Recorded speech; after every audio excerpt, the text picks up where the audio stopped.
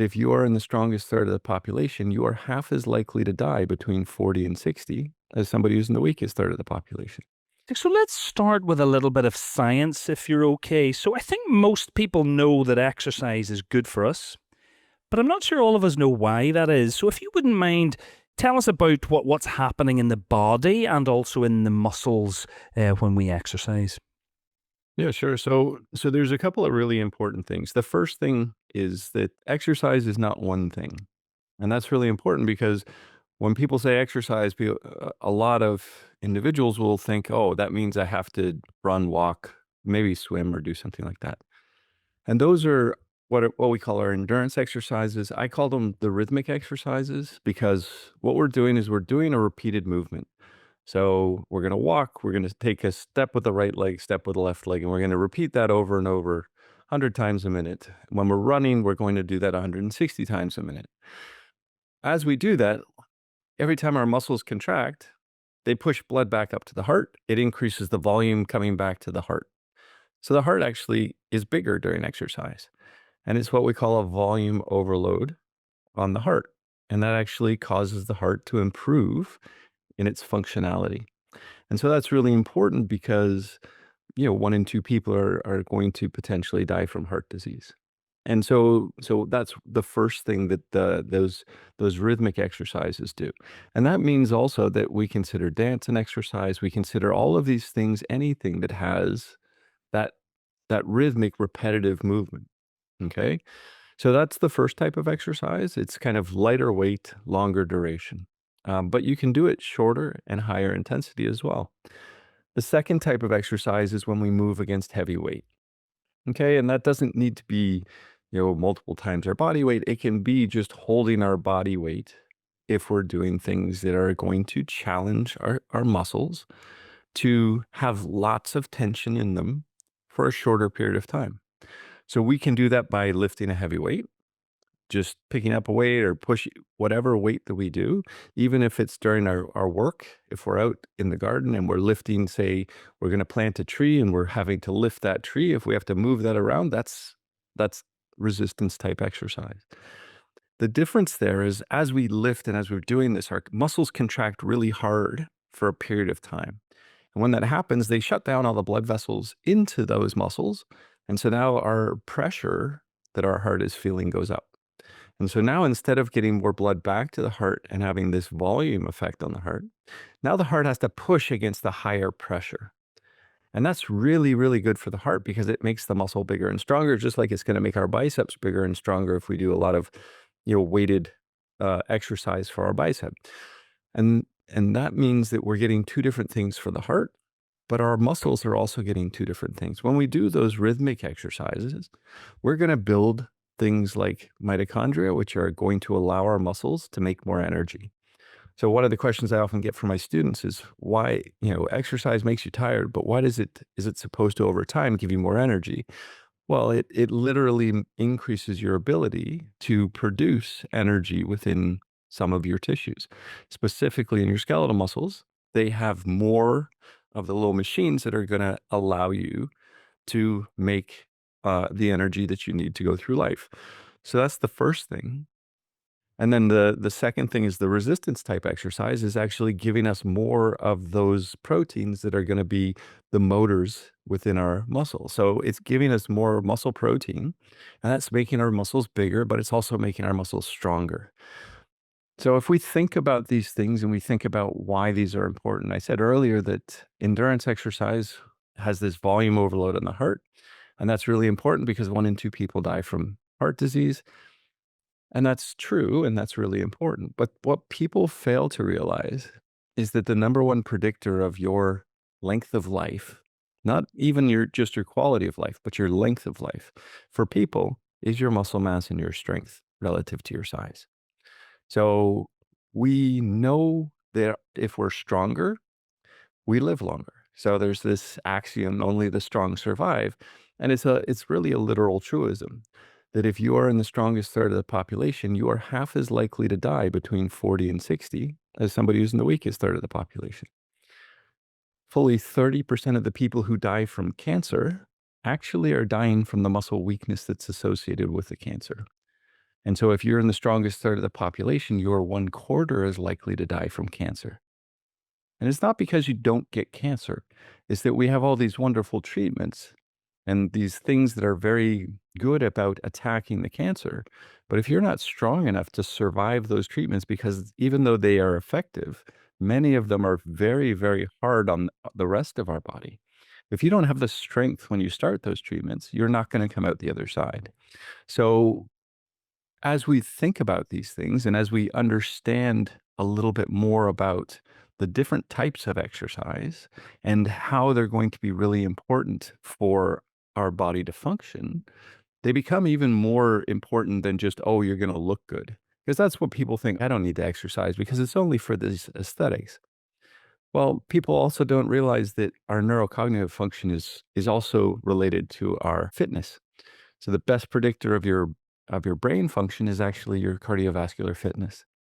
So if you are fitter, your brain works better. So lots of people are worried about Alzheimer's disease or other neurocognitive diseases or these diseases of learning and memory.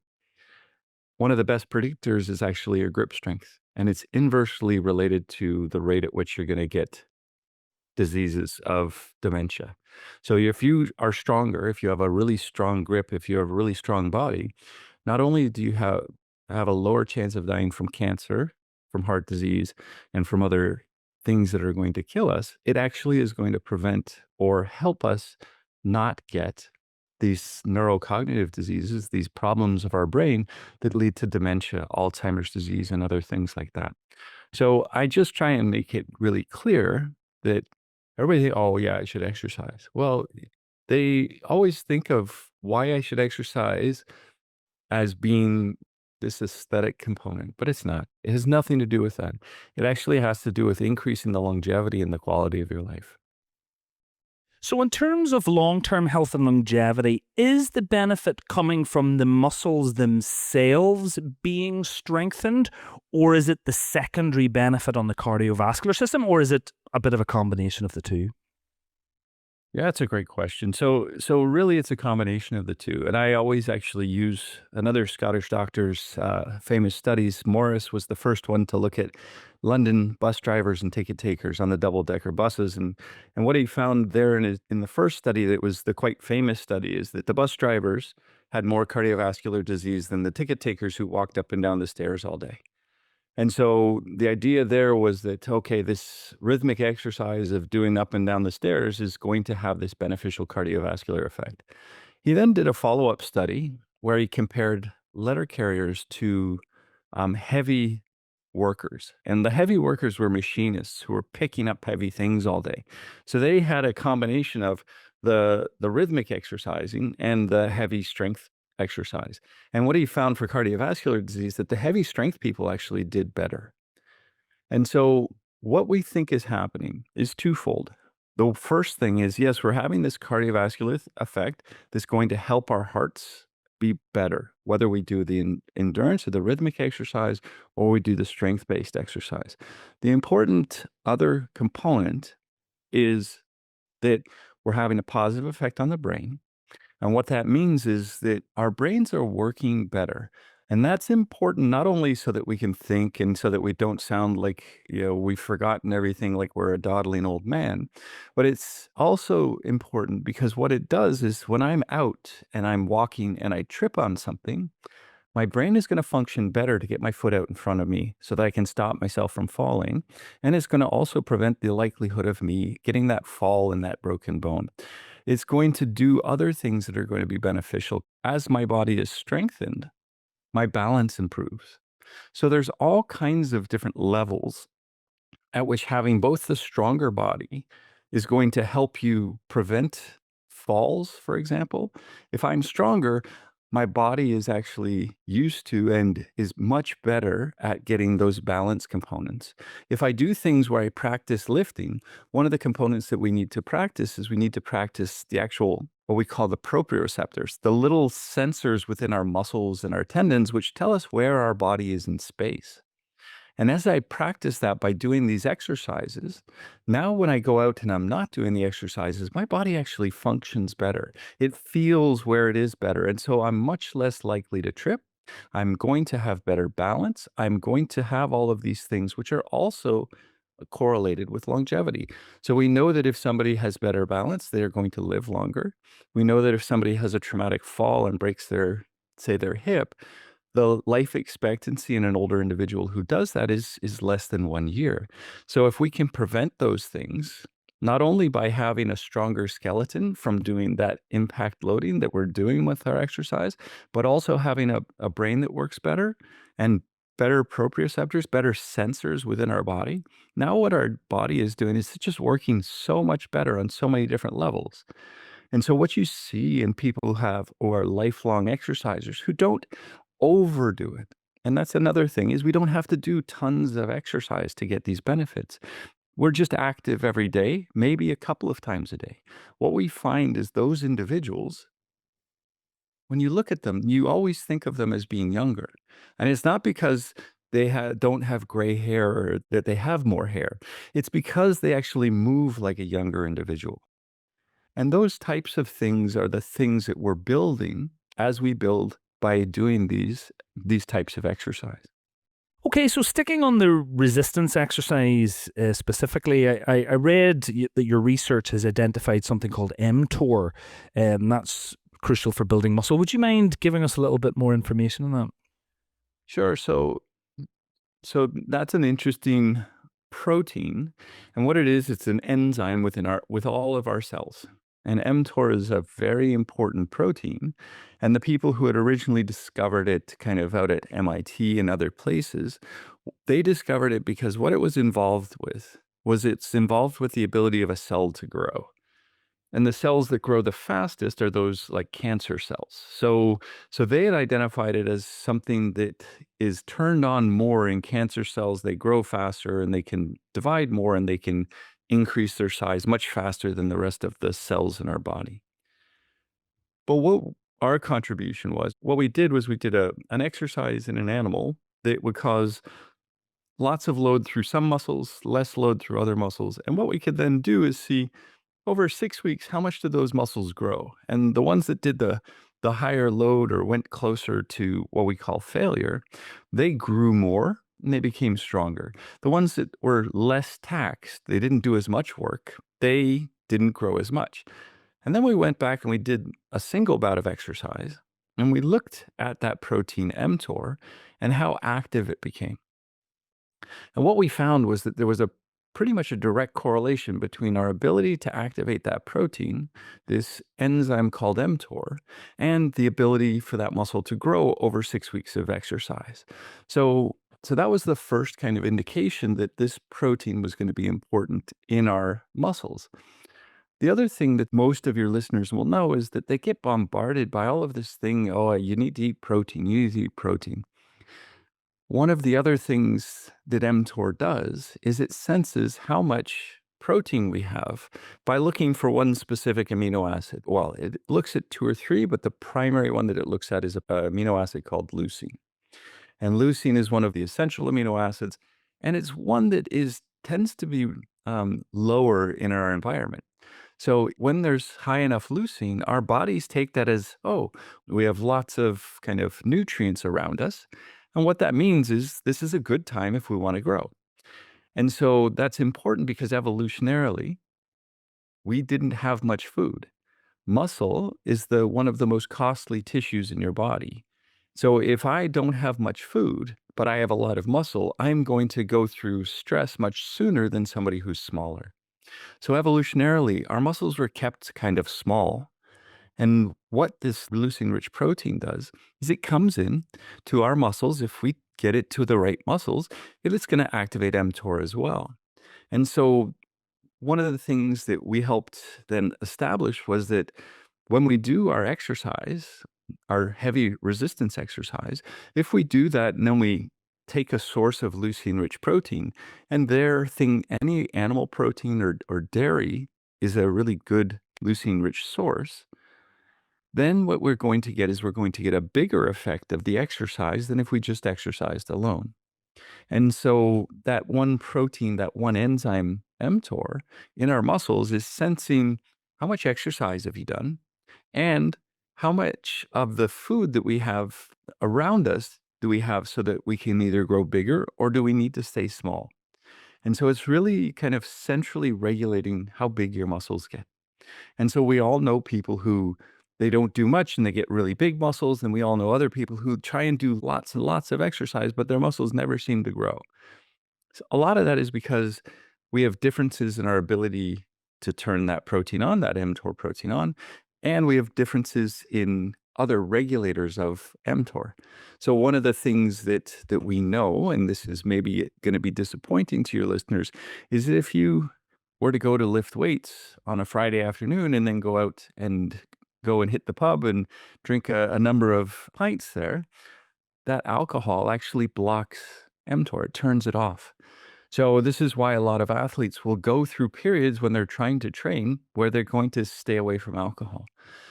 We know this from studies that we did with colleagues in Australia, where they just took the Australian rules football players who used to do their heavy weightlifting on Friday. They just moved that weightlifting sessions to Wednesday, and they suddenly got these bigger muscles because they didn't get inhibited by the fact that they went out to the pub that night.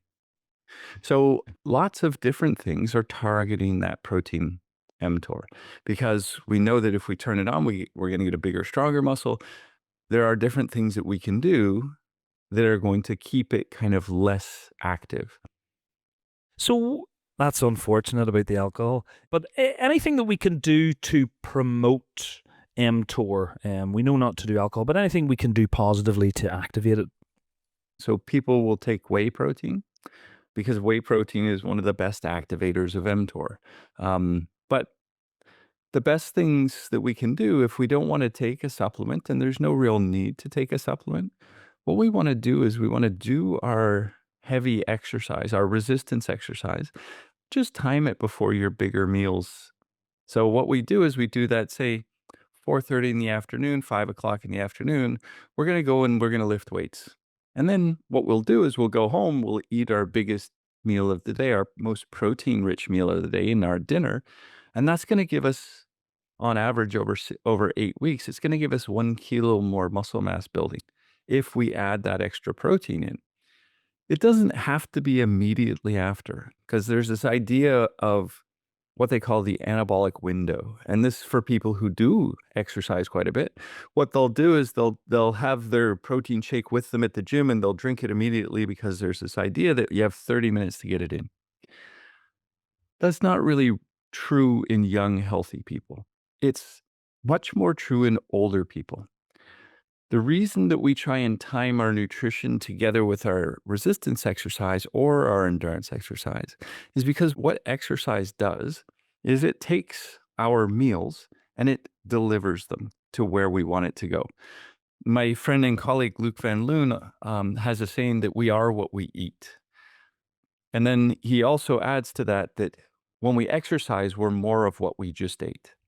And what that means is that if we do exercise, it's basically like if you were to write an email, but you wouldn't put anybody in the to line. There's nobody it's going to go to. If you were to send that out there, it wouldn't get anywhere you wanted it to go. And when we exercise, what we're doing is we're addressing that email. And so we're putting an address, and that's exactly where what we want to send is going to go. So when I exercise, I get lots more blood flow to the muscles that I just exercised. So now when I take something in and I eat something, that blood flow is going to be high to those muscles for at least 2 hours after the exercise. So now everything I just ate is now going to go to the muscles I just exercised. That's one of the reasons why our swimmers have a big back and no traps, none of the muscles around their neck. It's because they're always pulling and they're pulling and they're pulling. And then when they get out and they eat later in the day, the blood flow to the muscles that they use for pulling are really high. So they're going to get lots of what they eat is going to go to those muscles in their back. Our cyclist, Chris Hoy, has these massive legs. The reason that he's got those legs is because he's going to train really hard. And then he's going to get off, and some point later, he's going to eat a meal. And because he did that training, more of the protein that he ate is going to get targeted to his quadricep muscles and his calves. And so he's going to get big, huge legs. When we exercise, what we do is we put the things that we eat to where we want them to go. The reason I said it's not a problem in healthy young people is because that's one of the things that insulin does. So when we eat a meal, there's amino acids and sugars there. We're going to get an increase in insulin. And what insulin helps to do is open blood vessels to our fat and our muscles. Okay. So one of the things that helps to shape us. So I hold my fat around my belly. Some people hold it around their hips. One of the reasons I hold my fat around my belly is that the little receptors on the blood vessels that are close to my belly, they open up really easily for insulin. And so now I can target more of what I just ate. If I haven't done any exercise, it gets targeted to my belly. If I don't want it to go to my belly, all I have to do is do what the French call a promenade digestive. So you're going to take a digestive walk. And as I do that walk, now more blood flow is going to go to my legs because I'm walking. And now I'm going to get less of what I just ate going to my belly fat, and more of it is going to go to my muscles and my legs. So in older people, they tend to be less sensitive to insulin. And as a result, it helps when you're older if you exercise closer to your meals, because all you're doing there is you're saying, "Oh, I've just done exercise on my legs." That's a signal. There's going to be lots of blood flow. Now, when I eat, I don't have to worry about insulin opening up blood vessels. I am going to already have great blood flow to my legs.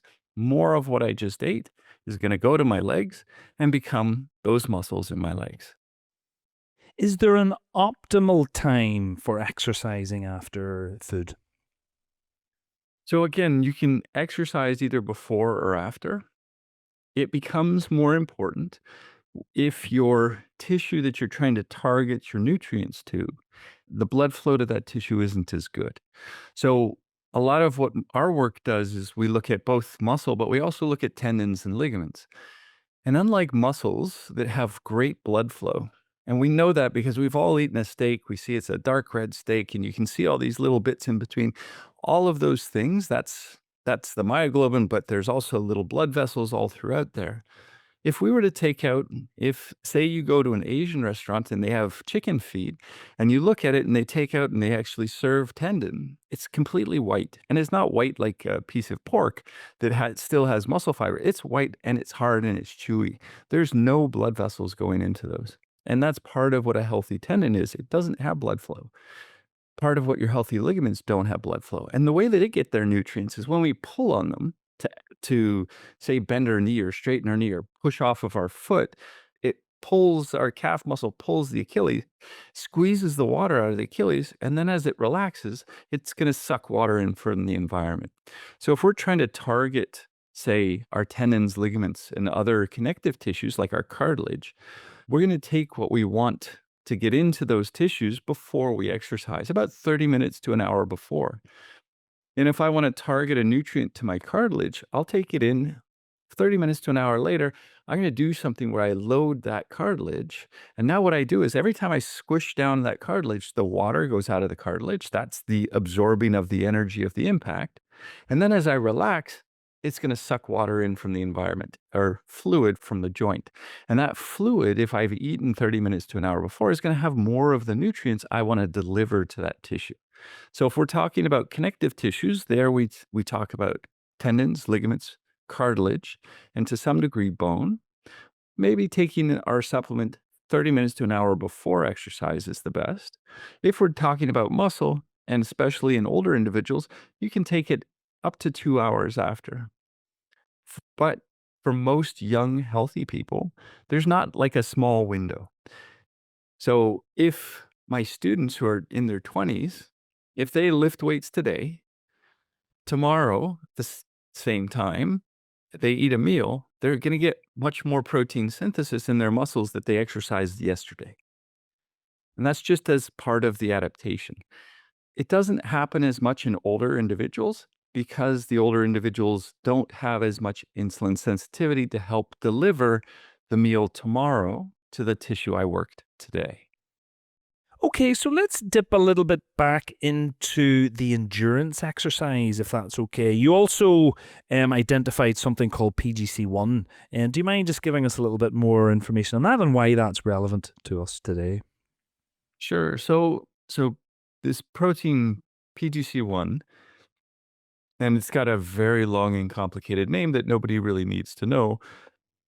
What it is it's a cofactor, and what it does is it changes how our genes get transcribed from DNA into RNA. And what it can do is it can turn on everything that we need to make our muscles more endurance related. And so what we showed was that when we exercise, what happens is we not only make more of PGC1 alpha, but we make it in a smaller form that's actually got more activity. And so we make a different form of it when we exercise. And so that exercise specific form is only made in our heart and our skeletal muscles. Okay, it's a little bit in certain fat pockets in mostly animals, but it's really only in those two types of muscles. And those two types of muscles are the places where we have lots of mitochondria, lots of enzymes to burn fat, lots of blood vessels. And so when we turn on PGC1 alpha, it coordinates this response to endurance exercise so that all I have to do is turn that one protein on and I get more of everything in my muscles as if I were to exercise. And I know that your listeners are like, oh, I want a pill that does that because then I can sit on my couch and I'll have perfectly endurance trained muscles and I won't have to run. And you can do that, it's just not great for us because, that's actually what some of the old diet drugs did. They were called uncouplers, and what the uncouplers did is they just made it so that the mitochondria didn't work effectively, and so it was like you were exercising constantly. They turned on PGC1 alpha, you burned lots of fat, you had lots of good fitness in your muscle. The problem was it caused really bad liver problems, and so those were terminated because they're not something that we can take. And so what we do when we exercise is we're trying to turn on that PGC1 alpha, and we know that we can do it in two different ways. We can either go for a long time at a low intensity, or we can go for a short time at a high intensity. When we go at a short time at a high intensity, so when we exercise really hard, say for 30 seconds or 2 minutes, and then we give ourselves a good rest, and then we do it again a couple of times. That's called sprint interval. So between about 5 and 30 seconds, that's a sprint interval. And then a long or a high intensity interval is about 2 minutes to maybe 4 minutes. And what we're doing there is we're going kind of as fast as we can for, say, 30 seconds or like 2 minutes. Those two things, they'll turn on PGC1 alpha because that's the transition between two of our different systems for making energy. The way that muscles work is that within every single muscle, I have what are called small motor units. That means that we have nerves that are very small and they only can turn on very small numbers of muscle fibers. And those are the ones that we use to, say, thread a needle. Okay, so those are our very fine movements. And then we have our really big ones. And those are the ones that we do if we need to punch or if we need to do something with all of our force. We only use the muscle fibers in our muscles up to the point where we go as fast as we're going. So when we go long and slow, we're only going to use, say, 40 to 50 to 60% of our muscle fibers. And so when we do that, we're only getting PGC1 alpha in 40 to 50 to 60% of our muscle fibers. When I do a sprint interval, I actually have to use more of my bigger muscle fibers. And that's going to give me PGC1 alpha in those muscle fibers as well as those smaller ones. And so it's really good to do some short sprinting work or some high intensity work where you go for either 30 seconds or for 2 minutes. And it doesn't have to be, you don't have to be Usain Bolt. You can get out there and just go as fast as you can go for, say, 2 minutes. And that might just be to go into a jog from your walk. It might be that you're going to maybe try and run a little bit faster. That is going to have a bigger impact than just going for longer because it's going to get the same signal into more muscle fibers. Okay. And so, what we are doing when we do endurance exercise is we are trying to work in these three zones where we go for a long time. That's going to turn on PGH1 alpha in one way, and we go short and high intensity. The interesting thing is that there was a study out of Scandinavia where everybody cycles all the time to commute, and they wanted to know what was the best predictor. Was it how long the commute was? So, how long were they cycling for? Or was it how fast they were going? And so, what they did is they looked at their projected improvement in lifespan, and then they looked at to say, okay, if they went for, a less than 15-minute commute, a 15 to 30-minute commute, or a greater than 30-minute, there was no difference as far as the duration of the commute. Then what they did is they said, okay, if you just go really slowly, if you go medium speed, or if you go fast, what's the effect on lifespan? If you go slowly, there's not really an effect. There's an effect if you go medium, and there's an even bigger effect if you go fast. So, what this means is when we're doing those repetitive exercises, yeah, it's good to get out and do anything. Anything is going to give you a nice boost. It's going to give you at least 50% of the effect of the exercise. But if I can throw in maybe a few minutes, and it doesn't have to be all the time, it shouldn't ever be all the time. It should just be from time to time. We're going to do some things where we're going faster than we feel like we can. We're going faster than we've ever gone recently. So basically, I have colleagues who say, you go out, you exercise, do a bunch, every once in a while, go and see God. What that means is that you're going and you're going hard and you're like, oh, this is killing me. And you just do that maybe once or twice a week where you go at a really high intensity for you. And that's really, really beneficial because we're getting more motor units. Our body has got to work. The brain has to work. You have to do all of these things together. And to do that, to build up to the point where you can do some of those sessions where you can no longer talk when you're doing the exercise. You know, the way that I tell people is most of your exercise, you should be able to easily hold a conversation during it. You're running along, you're having a chat with your friend.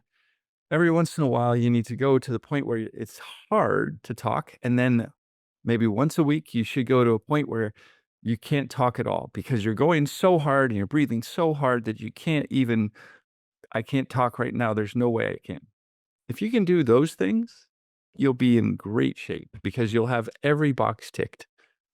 Okay, so that feeds in nicely to how can we use this information to make some good, sensible choices for our health and longevity. And that's an important point to make. This is probably a podcast primarily for longevity. Presumably, if you have different goals, you'll need to do more. But I'm thinking more from a kind of a minimum amount of exercise perspective because I think we struggle a bit with sustainability. I think we're all possibly guilty of going at it a little bit too hard, too quick, and then we find it hard to sustain. Is there such thing as a kind of a minimal amount that would still provide some great long-term benefits and would be a great starting point for most people? Absolutely. And that's the key question. And so what people think is they think that, oh, I've got to go out and I've got to do these huge distances to have kind of endurance effects. And what a colleague of mine, Jamie Timmins, who's from Glasgow, he actually ran for Scotland as a cross country runner. He actually did a few studies where he showed that as little as 2 minutes of exercise a week was enough to get the cardiovascular effects. But those 2 minutes of exercise would be kind of these sprint exercises where you could do sprint for 20 seconds on a bike usually. Go as hard as you can on a bike for 20 seconds.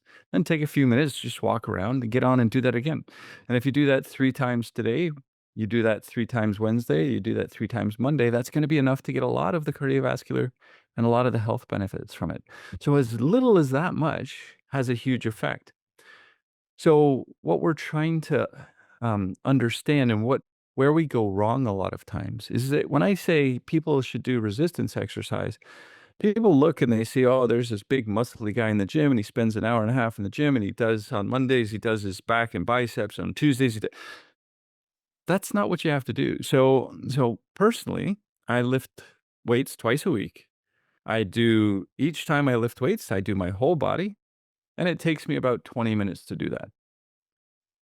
So, what we have to understand is that we don't have to do things the way it's written. Most of what is complicated about exercise is intentionally made complicated by people who want to make money. I am a professor. What that means is that I am very bad at making money. And so instead of going out and being able to tell you, if you send me, your large check, I will give you this secret to exercise. Instead, I tell you what the basic principle is. If I want to get a bigger muscle, all I have to do is do anything, but keep doing it until I can't do it anymore. It's called going to failure. I tell my students that the gym is the only place on campus where the goal is to fail. Because if you fail in the gym, if you are doing, say, a pressing movement or like a push up off your desk, and you get to the point where that last one you can't push it up anymore, that's all you have to do. And so all you have to do is say, you know what? The important movements are for me are to be able to do a squat. So that means I want to be able to squat down so I can pick things up off the ground. So what you can do is you can go and you get like Tesco bags and you fill them up with, say, some water bottles or some cans, and now I've got a little bit of weight because it's usually too easy just to squat up and down. And because it's easier to do it as two legs, what I'll do is maybe instead of doing a squat, I'll do a lunge. So I'll put one leg in the front, one leg in the back. I'll have my little Tesco bags and I will just go up and down until I can't go up anymore. And now what I've done is I've done the same incredible exercise for my quad. My quad and my glute on the one side that's forward, that's doing all the work, it doesn't know that I didn't use a $10,000 machine to do that. I have just done everything I need to do for that leg. I don't have to do any more sets. So when I go into the gym, I push until I can't lift anymore. That's all I'm going to do for that exercise. I'm not going to do another set because that would say that I have to wait. I'm going to rest. I'm going to do another set. Building our muscles is a lot like squeezing water out of a towel. This is an analogy that my colleague Stu Phillips came up with. Basically, you squeeze the water out of the towel. The first time you squeeze the water out of the towel, tons of water comes out. The second time you do it, you might be getting a couple of drops, and you have to work a lot harder to get those couple of drops. That's the same thing when we exercise. If I can go to the point where I can't lift the weight anymore because I've doing push-ups against my desk, and if I can do lots of them, then maybe it's not hard enough for me, and maybe I'll use a bench or I'll go down onto the ground on my knees. Or you don't have to do a special machine. There doesn't have to be, you just need to do a movement that you think is important. So for us, we want to push, we want to pull, we want to push above our heads, and we want to pull down from above our heads. If we can do anything that does that, now we're in really good shape. And I can use a band, I can use Tesco bags, I can use whatever I have, or I can use a big fancy machine. I'm lucky, I have big fancy machines, I understand that.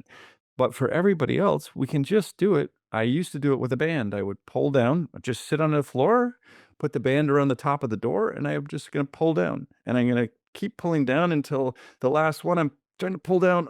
And then I can't pull it down. I've gotten to failure. The reason that failure is important is just like when we're exercising, we only use the bigger muscle fibers when we're going faster. The other time that we use the big muscle fibers is when we get to failure. So when all the smaller muscle fibers have worked, but they got tired, now the big ones have to come in and try and do the movement. When I do that, now what happens is that all of the muscles all of the fibers within the muscle have gotten the signal that they need to get bigger and stronger. So for our strength training, we're going to do just one set is fine. Try and go until you can't go anymore. That's failure. And if you do that twice a week, that's great. Okay. If in between on the other days, you want to do something for those muscles, now what we can do is we can do very lightweight exercises. We can do what are called isometric holds. And these, I've got a video that my university did with me to show people what this looks like, and I can give it to you for the show notes.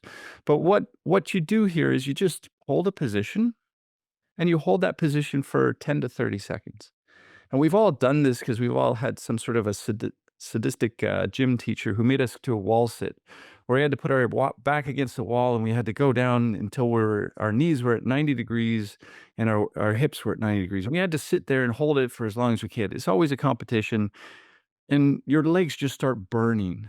And the reason that your legs are burning is because this is great exercise for your tendons. Because what happens is, as I hold that position, my tendon starts to relax. My muscle has to keep contracting. That's why they feel like they're working so hard, even though they're only doing less than body weight. Those are perfect things to do on all those other days. And I do them as what I call a mobility thing. So I'll go and I'll do a lunge where I put one foot in front of the other. I'll put my hands on my head or something, and I'll just go down, hold my back knee just above the ground, and I'll hold it there for 30 seconds. And I'll switch to the other side, then I'll do maybe a squat, and I'll hold the squat for 30 seconds. And now in 3 or 4 movements, I've done everything I needed to do to give myself that daily load on my legs. It's kind of a resistance load. And so that's 30 seconds per move, and we do maybe 4 of those. And so that's gonna give you about 2 or 3 minutes of activity over, say, a 10-minute period, okay? So that's a minimal effective dose is what we call it, of exercise for the legs. It's easiest to exercise the legs because we're bipedal and there's all kinds of ways that we can get them. For the upper body, I do like a push against if I'm gonna do that press, I can just do an isometric press where I can, say, grab a little stool maybe, and I can just hold myself just above the stool and hold it there for 30 seconds. Then if I want, I can get under my desk and I can pull myself up on my desk and just hold it there for 30 seconds, or I can use that band to pull. Now I've done pretty much everything I need to do. I can do short bursts of high intensity for the endurance, or I can do what are called exercise snacks, and these are great. And this is just something you incorporate. And all it is like a couple of seconds or a minute of exercise. So instead of doing an all-out sprint on a bike, what I can do is I can go to my work and I can get to the bottom of the stairs and I can walk up the 3 flights of stairs or whatever it is. And by the time I got up to the top of the stairs, that's my exercise snack. And then if I go through the day, if I do that 3 or 4 times, suddenly I've got that 2 minutes of exercise. I didn't do it all at once. I've spread it out throughout the day, but that's gonna be enough to give my system the exercise I need to have a much better outcome. So we get into this Hollywood idea of exercise, largely because the US is very good about publicizing all kinds of things and making movies and all of these things. So we hold up these people who do that, but if we look at longevity, the Europeans live longer than us. People in Asia live much longer than us as well.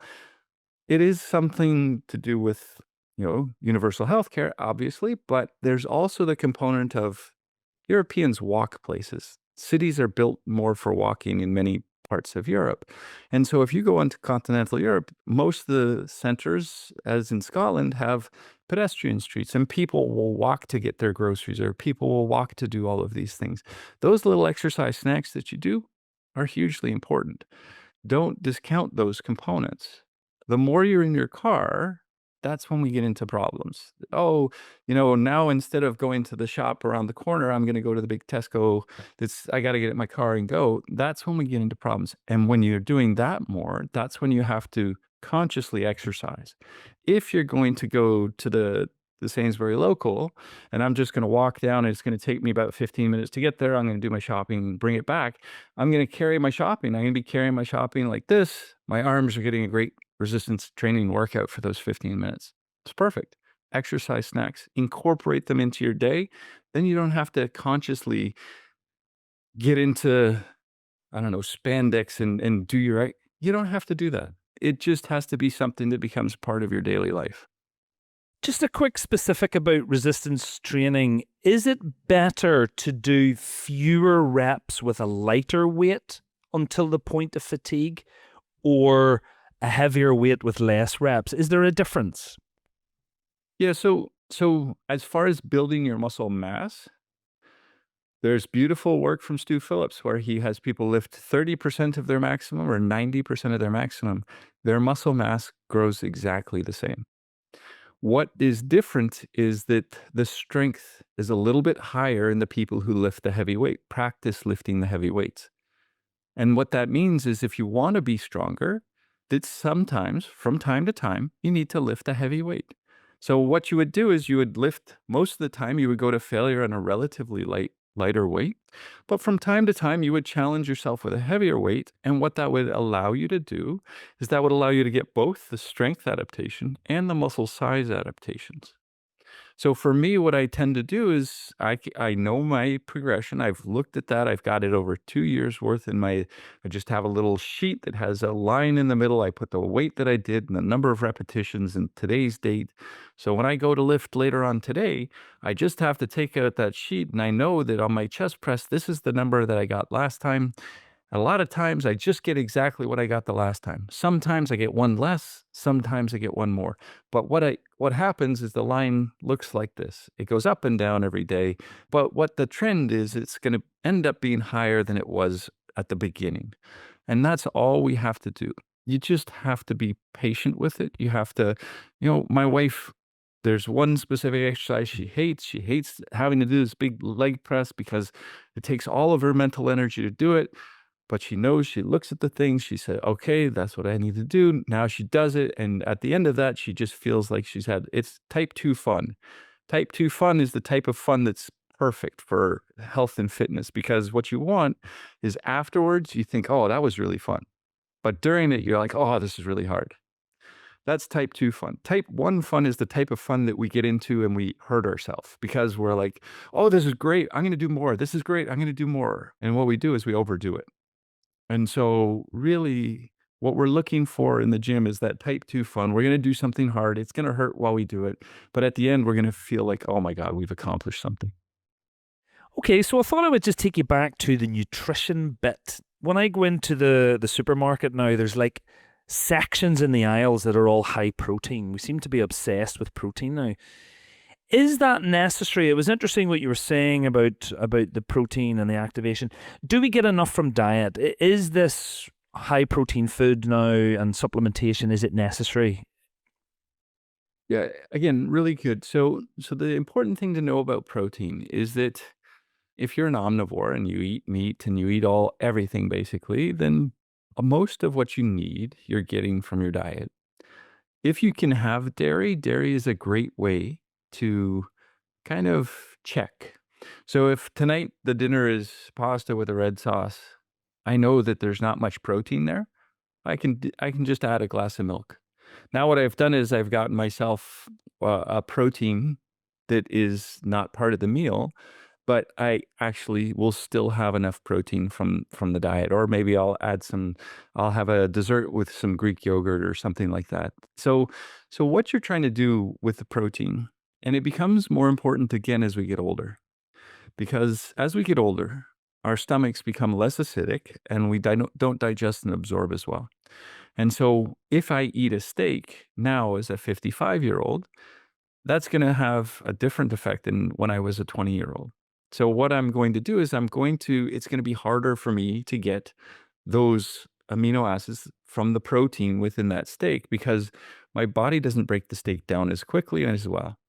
Lou Fan Lu's done these beautiful studies where if you take the steak or you grind it down and you make mince, you actually build more muscle from mince than you do from steak. And the reason is that it's already broken down. So if I'm thinking about this as an omnivore, I'm thinking, one, am I really getting enough protein? And then two, if I do feel like I have enough protein, either from pulses or from meats or from whatever the source is, then I'm pretty good with it. But as I get older, it becomes a little bit harder to get enough protein because, again, the protein is the most expensive nutrient. So that means that when I'm going to the supermarket, the meat is costing a lot more. So a lot of people, as they become older, especially as they retire, they're going to take in less meat because it is the most expensive thing that you're getting from the grocery. So now the question is, what's that going to do to me? And if I'm older, I already need more protein because I don't digest and absorb as well, but I'm not eating as much of it because it's more expensive. Now that's when I might turn to something like a supplement that is a powder that's relatively easy for me to get something in from. So those are some considerations. If you're somebody who is a vegetarian or vegan, now you have to be really conscientious about this because um, to get the same amount of protein, first of all, takes more from plants than it does from animals, and the protein within the plants is harder for our bodies to digest and absorb. It's one of the reasons why vegetarians tend to be a little bit smaller or a little bit smaller in muscle mass. They might still have good amounts of fat, but they're not going to have as much muscle mass because in that situation, even when it says on the side of the tin that okay, this is a tofu that's going to have this much protein in it, it's harder for our body to actually get out the protein from the tofu than it would be from say dairy or a meat source. And so really we're thinking about supplementation when we have somebody who is vegetarian or vegan. And there you can use some of the nice the proteins that are vegetarian or vegan proteins like pea or like soy. Most people are going for a pea-based protein now. That's a good quality protein. What's happened that's different within the protein powder that you get, that pea protein powder, and why it's important for a vegetarian is that it's hydrolyzed. And what that means is it's already pre-broken down. It's like the equivalent of taking the steak and make it into the mince. I can now digest and absorb it better. And so for people who are vegetarian and vegan, I would suggest, especially as they get older, that they're adding supplemental protein in there.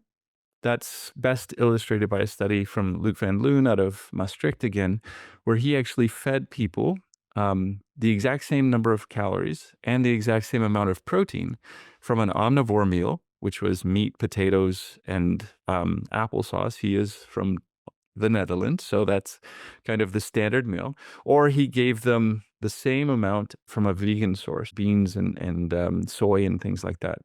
And then he took biopsies from the muscle 5 hours later to see how much protein synthesis had changed. And what he found was that the people who ate the omnivore meal, they all increased their muscle protein synthesis. The people who ate the vegan meal didn't. Again, that's just saying that matched for calories, matched for protein, we don't digest and absorb from vegetables and plants as well as we do from animal sources. It's great for many aspects of health to be vegetarian because of cardiovascular issues or whatnot, but they then do probably want to think about getting something like a hydrolyzed pea protein so that they can actually increase the amount of available protein that they have. So that would be the only kind of area where I would think that supplementation would be good. In young active people who are lactose tolerant and who drink milk, that's a good source of protein.